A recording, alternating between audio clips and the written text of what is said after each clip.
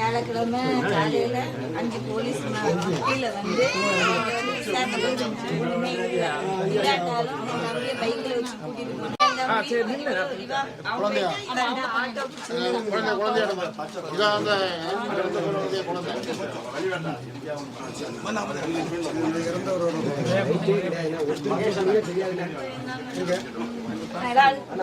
போய் ஆட்டோல போய் ஜாமீன்ல எடுத்துட்டு வந்தா இவ்வளவு இன்னொருத்தவங்க போடணும். அந்த போலீஸ் ஸ்டேஷன்லயே ஒரு பையன் இருந்தான்.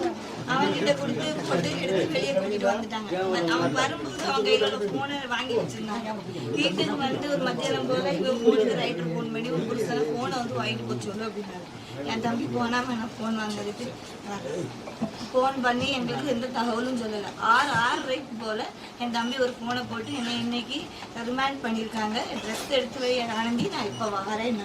ஆட்டோவில் அவனும் ஒரு போலீஸ் யூனிஃபார்ம் போட்ட போலீஸும் பைக்கில் ஒரு போலீஸுமா வீட்டுக்கு கூப்பிட்டு வந்து சாப்பிட வச்சு துணி மாற்ற வச்சு துணியை எடுத்துட்டு கிளம்புறாங்க. அப்போ நான் கேட்டேன் ஃபோனில் எங்கே போகிறாங்களா? ஆசாரிப்பல் ஆஸ்பத்திரிக்கு. உடனே நம்ம மாமாவும் வக்கீலையும் ஆசாரிப்பல்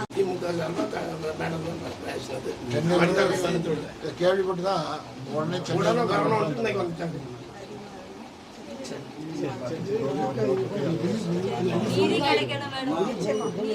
அவங்க போராடுவாங்க. அந்த பொண்ணுதான் அந்த குடும்பத்தை பாதுகாக்கணும்.